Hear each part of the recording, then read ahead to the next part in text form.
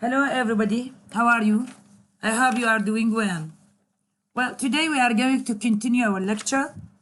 Lecture 9, Corpus Approach to Discourse Analysis. In previous lecture, we shed light on the following topic. What is a corpus? Kinds of corpora, the Michigan Corpus of Academic Spoken English, the British Academic Spoken English Corpus, the British Academic Written English Corpus, the TOEFL Spoken and Written Academic Language Corpus, design and construction of corpora, issues to consider in constructing a corpus, of course with all its types, and the Longman Spoken and Written Speech Corpus. And we reach to our topic for today, which is performance phenomena of conversational discourse. In this section, we are going to shed light on different topics: silent and full pauses in conversation, utterance launchers and full pauses, attention signals in conversation, response elicitors in conversation, non-clausal items as response forms, and extended coordination of clauses. And we are going to explain them one by one. Because the Longman grammar discusses performance phenomena that are characteristic of a conversational discourse. Speakers need to both plan to what they are going to say, and at the same time speak. As they are doing this, meaning and their speech contains pauses, hesitations, and repetitions while they are speaking. So let's have a look to them one by one. Silent and full pauses in conversation. Why we sometimes keep silent or pause for a while? We are doing this because either we are arranging our ideas in their mind to give the suitable expression or the suitable speech, or we are actually avoiding a danger of saying something which is unaccepted. So we are trying to find a suitable expression in the moment of speech. Of course, it shouldn't the pause shouldn't be so long. It should be short to not to give indication for the hearer or the listener that we end our speech and now it is your turn to speak. So we have to make it very short and to keep the turn, to keep our turn in speech. So silent and full pauses, performance phenomena that are characteristic of conversational discourse include silent and full pauses. In the middle of a turn or a grammatical unit, we use such silent or full pauses. In the following example, Marie uses a silent pause to hold on to her turn because she is thinking of saying something and she wants to hold on her turn. As she has not completed the syntactic unit, she is less in danger of losing the turn than if she were to pause at the end of the unit. Now, Marie, you are being a 16-year-old. Wait. Sit down and write down your guest. So this is the pause. Utterance launchers and full pauses.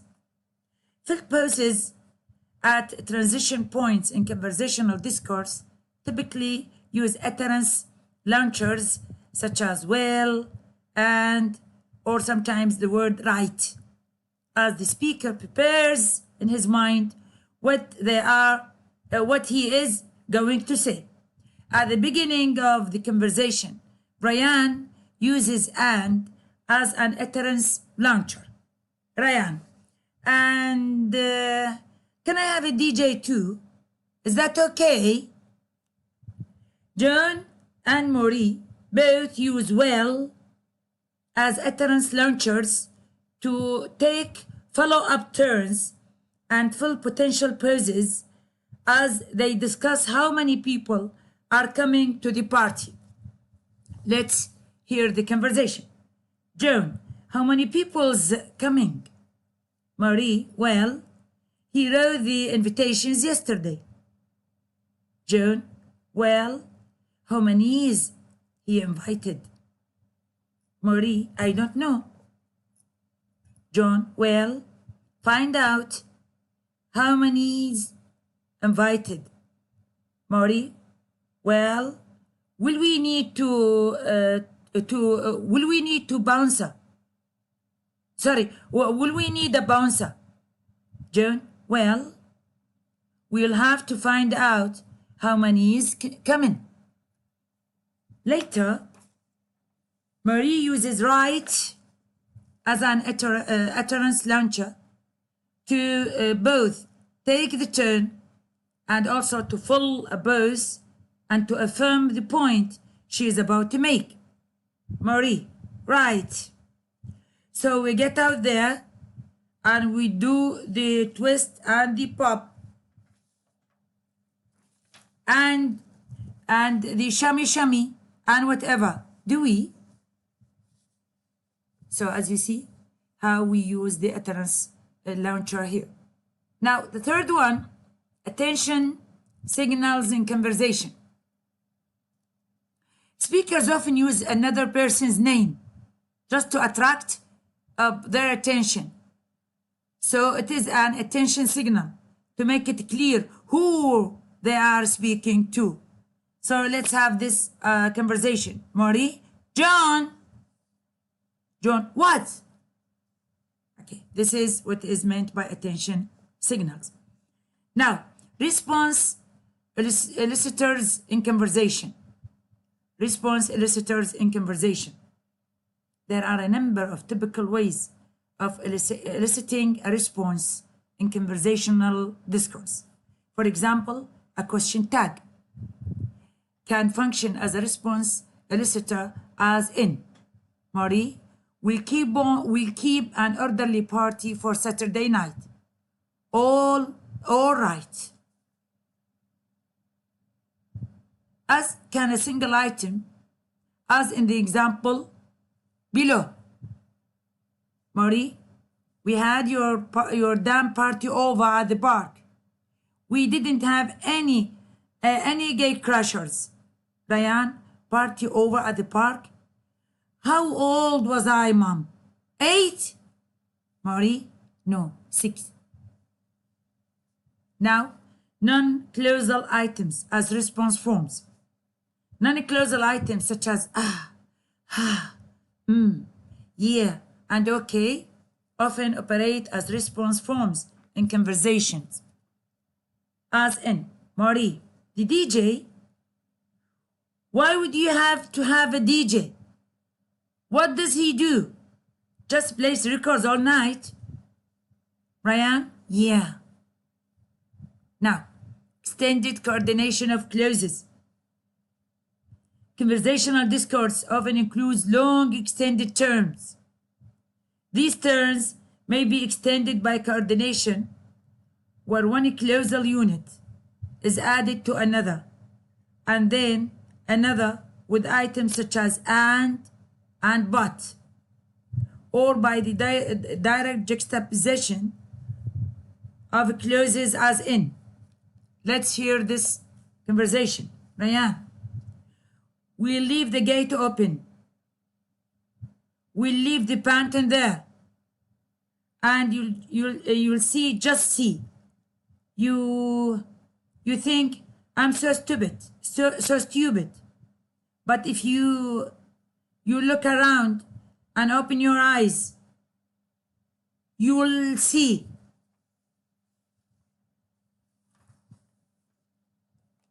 This is what is meant by extended coordination. Now, we will move to another topic.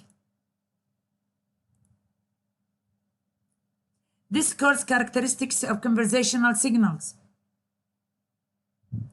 The major aim, of course, in this, we are going to tackle with the many topics.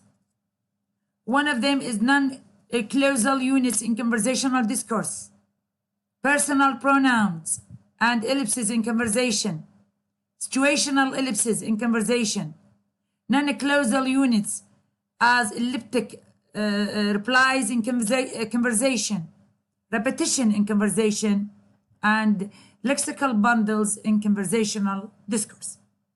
The major aim of the Longman grammar of spoken and written English, which was derived from the Lesueur corpus, was to provide a grammar of English based on an analysis of actual language use.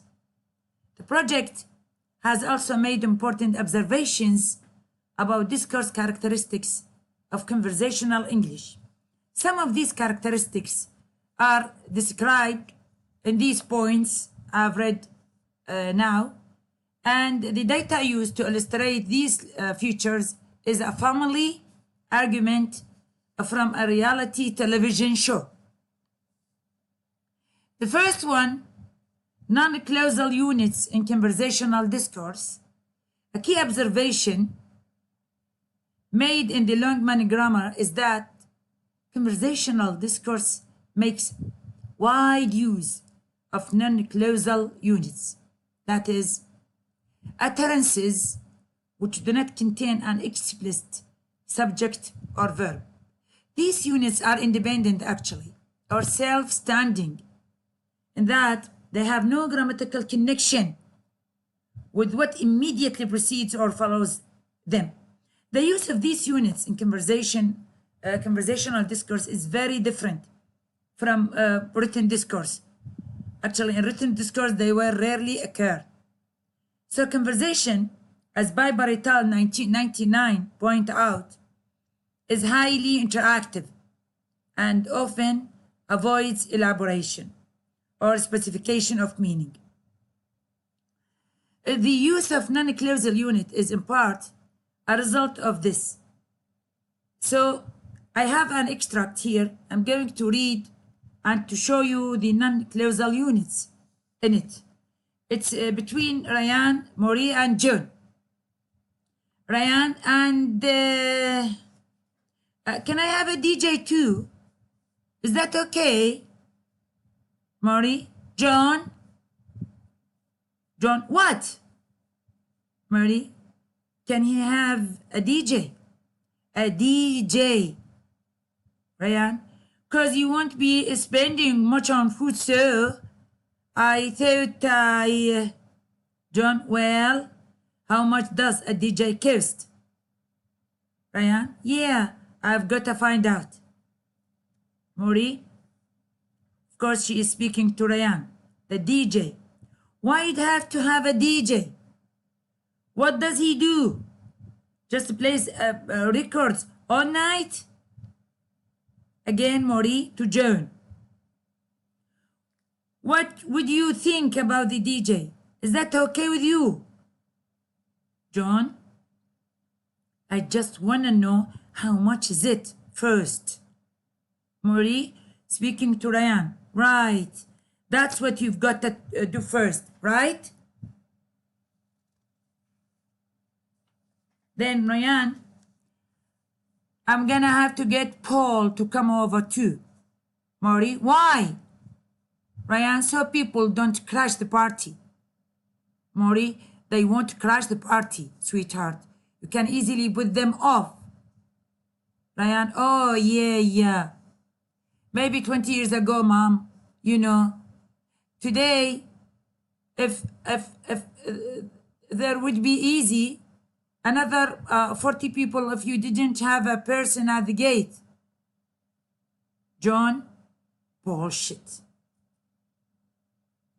I think this is clear.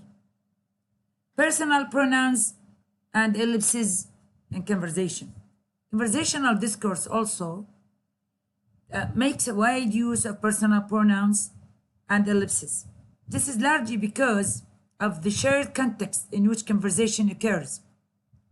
The meaning of these items and what has been left out of the conversation can usually be derived, of course, from the context in which the conversation is taking place.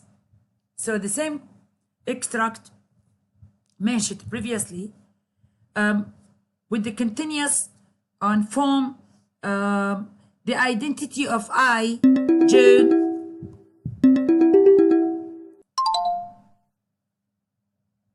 June, and you, Ryan, are clear from the situation in which the people are speaking and cannot be derived from the text alone.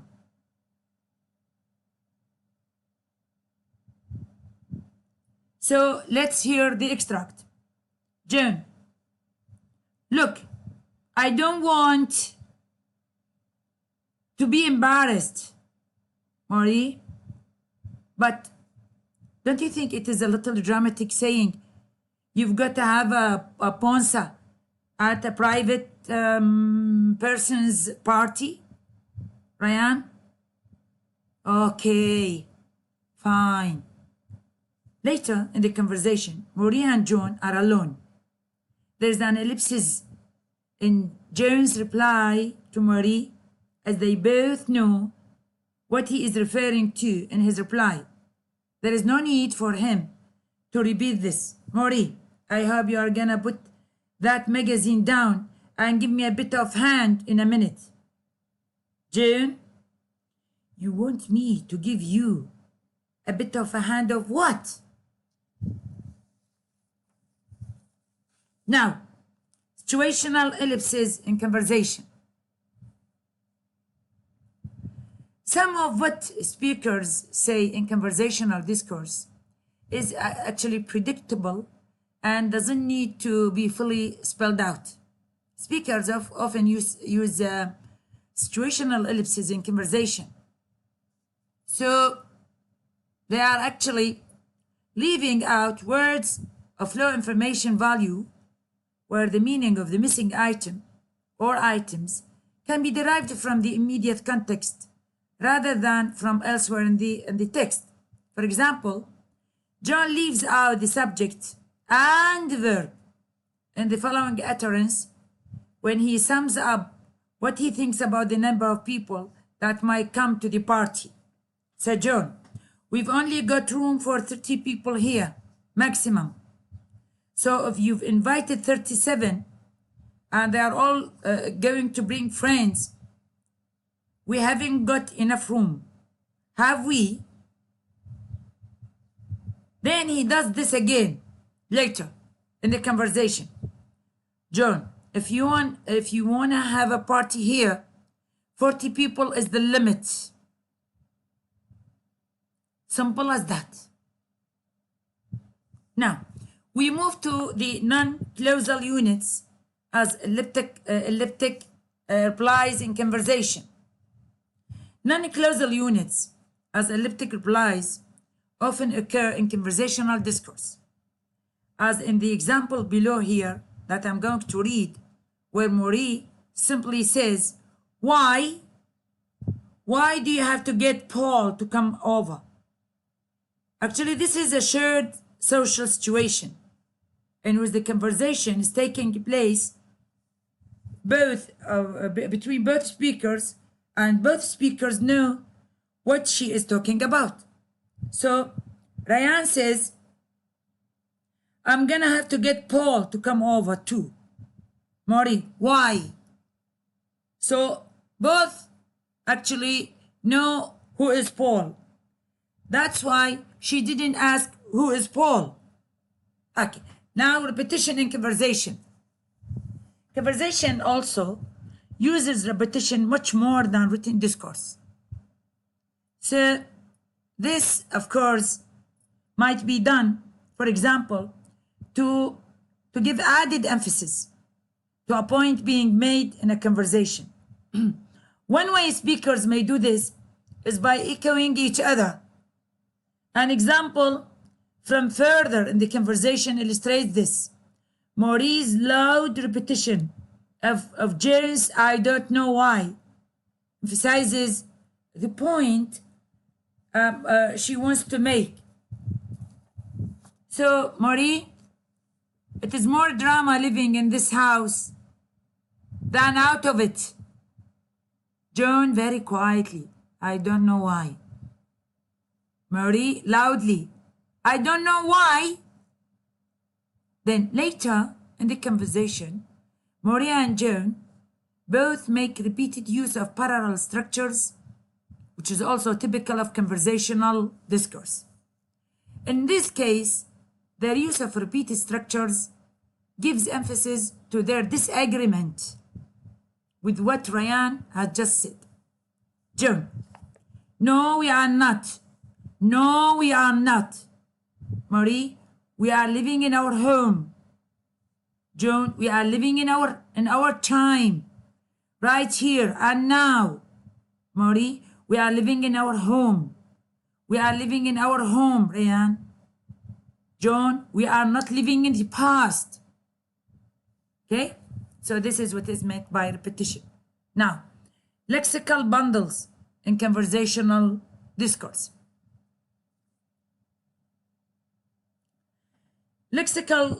Conversational discourse also makes frequent use of lexical bundles. That is, formulaic multi-word sequences, such as it's going to be, if you want to, and or something like that.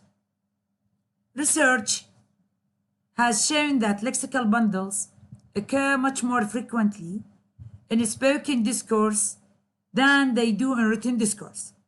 So speakers may, for example, use them to give themselves time to think what they will say next.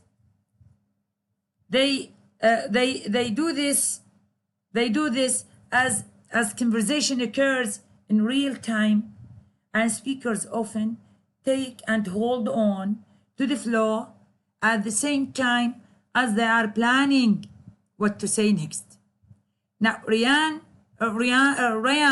uses the lexical bundle, I'm just saying, then the utterance launcher well, to take and hold on to his turn while he plans what to say to Marie.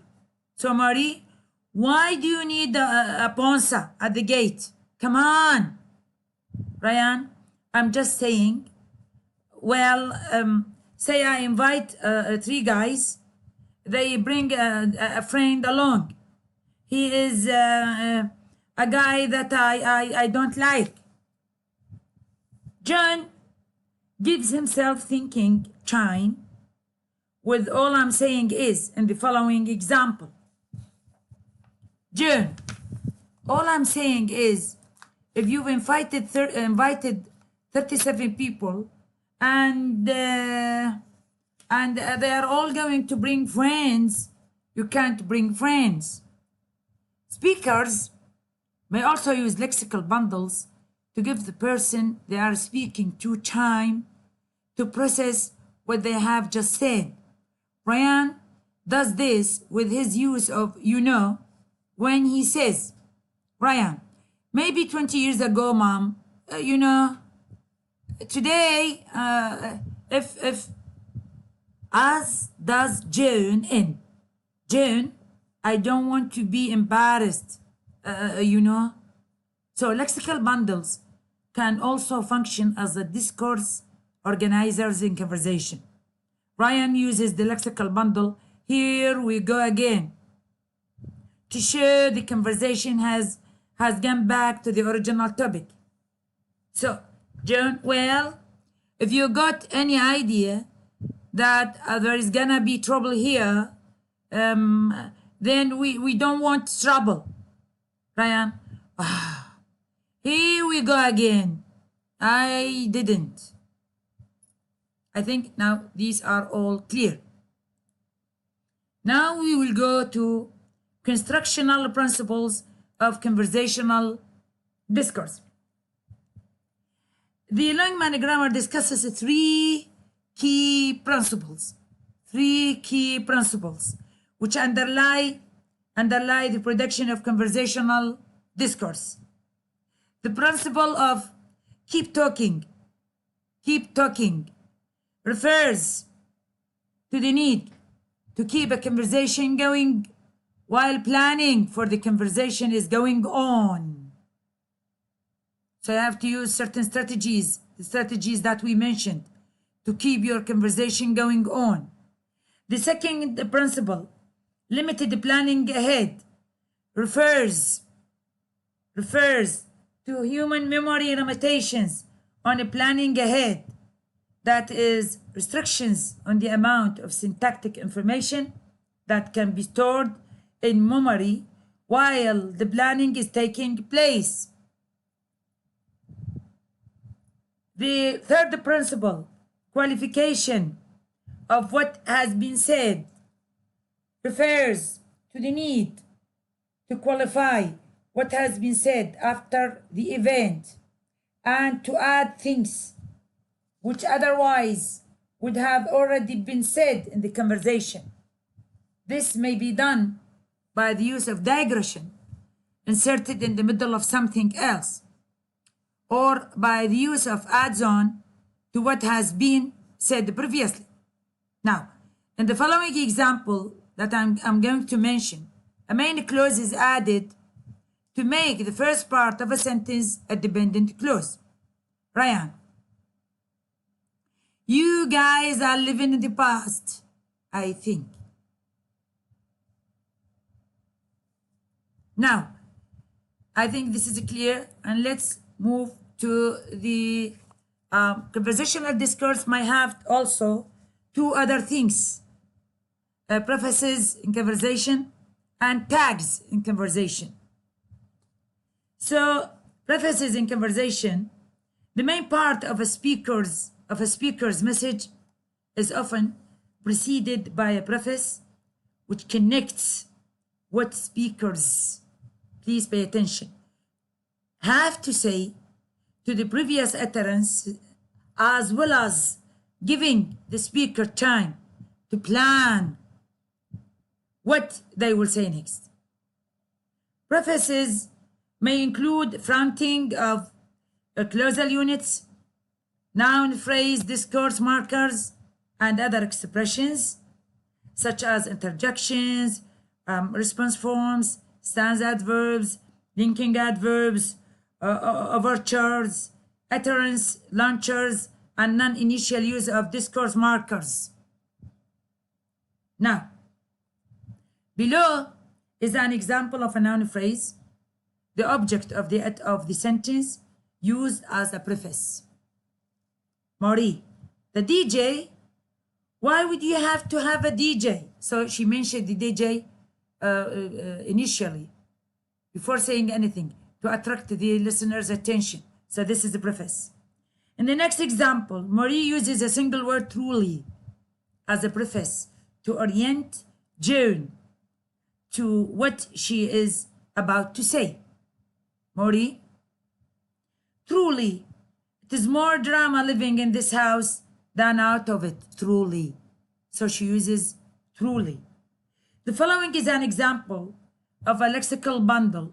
All I'm saying is being used as an overture to preface what Joan wants to say. Joan, all I'm saying is, if you've invited 37 people and they are all going to bring friends, you can't bring friends. Now, tags in conversation. Speakers add tags in many ways as an afterthought to a grammatical unit in conversation discourse. Actually, we do this, and they do this, people do this, just to seek agreement, to see whether other peoples are following or not. They can do this by the use of a question tag at the end of a sentence. The effect of this is to turn a statement into a question. And I believe you know tag a question. Ryan does this in his reply to Joan and Marie.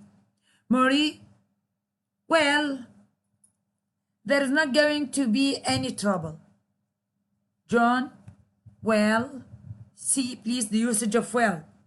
Well, Ryan seems to think there is. Ryan, oh yeah. There is gonna be gang warfare in my backyard. Is there? A tag can also be added to the end of a statement to reinforce what had just been said. This can be done by repeating a noun phrase, or by paraphrasing what has been said, or by adding a clausal or non-clausal unit retrospectively to what had just been said. In the following example, Marie paraphrases now as right this moment. So Marie, you can cut it out now. Right this moment. So conversational discourse then has many features which are not typical of more formal kinds of spoken discourse, or of course of written discourse, because conversation takes place in a shared context and in real time. So there is often less specification of meaning than there is in other spoken and written journals. Also, because conversations take place between people who usually know each other, it'll be less influenced by traditional views of accuracy and correctness that is associated with more publicly available text.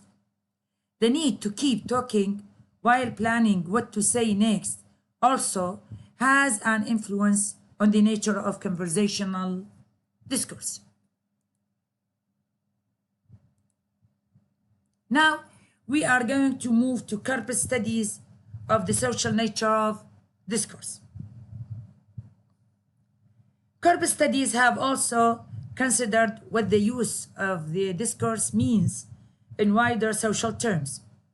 Using the me-case corpus, Swales 2003, for example, asks whether the use of spoken language in academic settings can help us understand whether the university is a single community of practice or a set of tribalized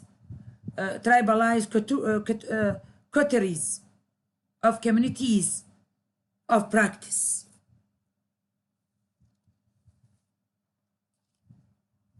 He found academic speaking across the university tended to be informal and conversational, guarded rather than evaluative, and differential rather than confrontational.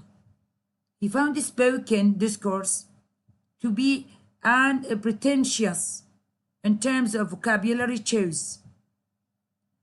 It also generally avoided name dropping, so there is no name droppings, and the use of obscure references. He concludes, as a result of his analysis, that from a language point of view, there are fewer barriers to cross-disciplinary oral communication than there perhaps might be in written academic communication, because of the convergence of spoken discourse styles. Swales found, for example, the same use of non-clausal units, such as and being used as fillers in spoken academic discourse, as did Biber et al. 1999 in their study of conversational discourse. The following example is taken from a research talk. We'll illustrate this. You remember I mentioned that Sir William B. Hartley in 1925 or thereabout did an experiment dropping fatty acid in water. This quotation is taken from Swales 2003.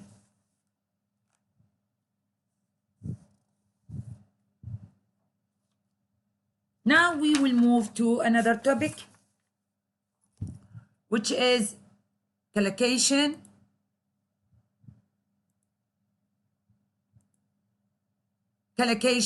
and corpus studies. Corpus studies have also been used to examine collocations in spoken and written discourse. Highland and Test 2004 study, their study of dissertation acknowledgements, for example, they found that collocation of special thanks was the most common way in which dissertation writers expressed gratitude in the acknowledgements section of their dissertations. This was followed by sincere thanks and deep thanks. So they found that by searching their corpus, they discovered this, and they discovered to see how the writers typically expressed gratitude, and then what items typically occur to the left of the item thanks or to the right of the item thanks. Through their use of language, Highland and Test 2004 argue dissertation students display their immersion in scholarly networks, their active disciplinary membership, and their observance of the valued academic norms of modesty, gratitude, and appropriate self-effacement, as the example in the previous sections show. The genre of personal ads, for example, commonly uses linguistic simplification as an economy of language, that is characteristic of other discourse types, such as newspaper headlines, academic note-taking, and conversational discourse. The following example has an abbreviated heading, SWF, SWF, personal, chaining, attractive, young 40, cool, offbeat guy 30 to 45, and a non-clausal unit, secure and laid back, as an add-on, a feature, which is also a characteristic of conversational discourse.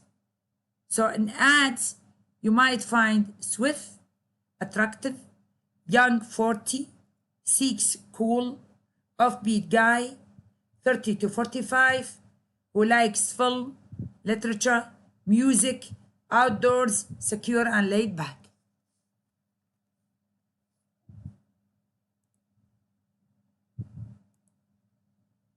Okay, now we move to corpus studies and academic writing. Corpora have been extremely useful for academic writing teachers in that they are able to show how language is used in particular academic genres. Highland's 2002A study of the use of personal pronouns in Hong Kong students' academic writing is an example of this kind, as are his 2008A and 2008B analyses of word clusters in published research articles and graduate students' writing. Hirsch's 2010 Academic Vocabulary in Context examines recurring patterns of vocabulary in academic text in terms of both frequency and function. Bennett, Lyon Fleurdeau, 2011A, Lee and Swell, 2006, and Robin, 2010, provide examples of the use of corpus studies in the teaching of academic writing. Fleurdeau, 2011B, drawing on Highland 2009A, describes three main approaches to corpus-based discourse analysis that have been used in the study of academic writing. These are textual, critical, and contextual approaches. Textual approaches include BIBA, Kona, and Upton's 2007 top-down and bottom-up approaches to corpus-based discourse analysis. These sorts of studies focus on, for example, language patterns in text, often, although not necessarily, of course, a relation to the discourse structures of text. While critical approaches aim to draw together insights from critical discourse analysis and the tools of corpus-based analyses, while contextual approaches take situational factors into account using, for example, interviews, data, and other ethnographic techniques to try to gain an insider's view of the words in which the texts are written. Highlights 2002A study of Hong Kong students' academic writing and Harwood's 2005 examination of personal pronouns in published research articles are examples of this. Now, there is also, of course, there is also a sample study, academic writing and identity. And I'm not going to discuss this because you have to read these samples concerning academic writing and identity, and to come close to the writers and try to understand what they intend to say, what is their intention, because it is important. It is about 1.5 pages or almost 2 pages. Now we will come to criticism of corpus studies. There have, however, been criticisms of corpus studies. Flowerdew 2005 and Handford 2010 provide a summary of and response to some of these criticisms. One criticism is that the computer-based orientation of corpus studies is a bottom-up investigation of language use. A further criticism is that corpora are so large they do not allow for a consideration of contextual aspects of text. Triple 2002 counters this view by providing a detailed discussion of contextual features, and he put a table for the contextual and linguistic framework, and this table includes social context of the text. Actually, it has 2 columns, horizontal and vertical. In the vertical, there is social context of the text, communicative purpose of the text, roles of readers and writers of the text, and also the shared cultural values required of readers and writers of the text, and knowledge of other texts that can be considered in corpus studies to help address this issue. In the horizontal column, there is a contextual analysis. There are certain questions in which one can figure out the meaning by following these questions. Each of these features, he argues, can be drawn on to locate the analysis and to give the findings a strong contextual dimension. As he argues, understanding language use includes understanding social and contextual knowledge, not just knowledge of the language system. So in his table, he presents the contextual and linguistic components of Triple's framework. This kind of analysis is especially suited to smaller, specialized corpora which have a general focus, like, for example, academic essays, rather than a register focus, like academic discourse. Triple suggests 3 stages for this kind of analysis. The first one, choose a text which is considered an expert example of a particular genre. The second one, compiled contextual information about how the text was created. And the third one, carry out a corpus-assisted analysis of linguistic features of the text that can then be integrated with the contextual analysis. Of course, one way of gaining contextual information for an analysis is by the use of the interviews. And with the interviews, we have to focus on group discussions with users of the genre, and also with considerations of the textual information revealed in the corpus study in relation to this information. As Highland 2004C did in his disciplinary discourse. The analysis can also be combined with other contextual information available on the data, such as, for example, information on the speech event and the speaker attributes and other information that is available on the data, such as the information that accompanies the me case and Baywee corpora. Each of these strategies can help offset the argument that corpus studies are necessarily decontextualized and only of interest at the item rather than the discourse level. Now we will reach to the summary of the whole chapter.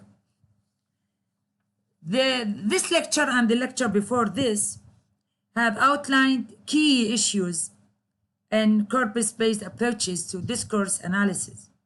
It has described different kinds of corpora as well as the role they play in corpus studies.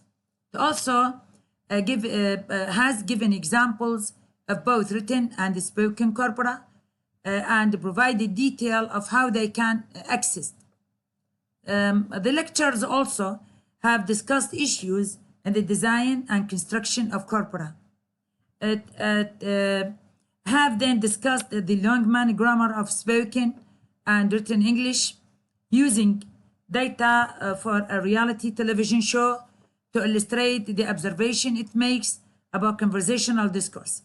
Corpus studies of the social nature of discourse have also been discussed, as well as the ways in which corpus studies have contributed to our understanding of academic writing. The two lectures, the previous one and this, have concluded with a review of criticisms of corpus studies, as well as suggestions for how these criticisms might be addressed. Here we reach to the end of this lecture. I hope you benefit from both lectures. I hope to see you well. Keep safe. Sit at home. Thank you very much and goodbye.